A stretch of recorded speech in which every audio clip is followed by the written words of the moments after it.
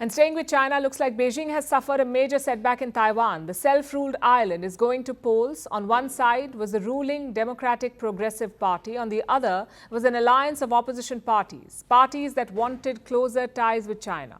Of course, Beijing would have been happy to see them win, but the opposition is now split, and that too quite dramatically on television. One of the opposition parties has pulled out of the race. The other two are running independently. The January election could decide Taiwan's future. And with the opposition divided, relations with China will likely remain strained. Our next report has more.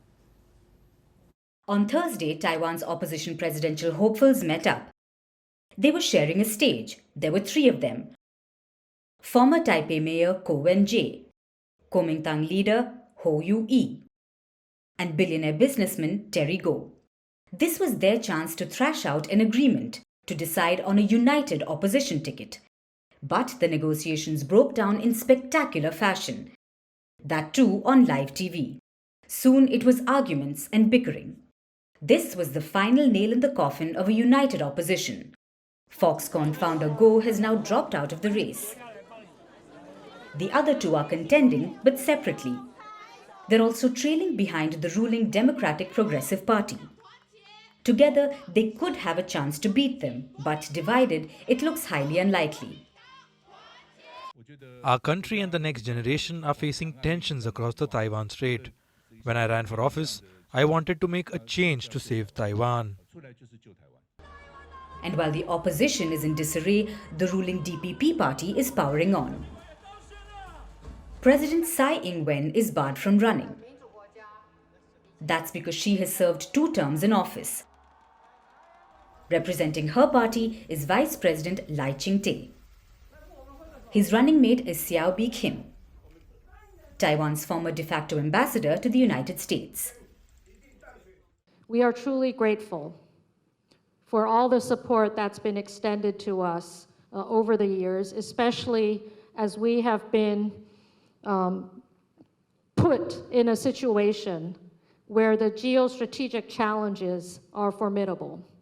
And a rock-solid partnership with the United States is critically important right now.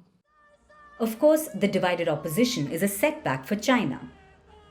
In 2016, President Tsai Ing-wen was elected for the first time. Beijing reacted sharply. It cut high-level contact with Taiwan. It also stepped up military activities.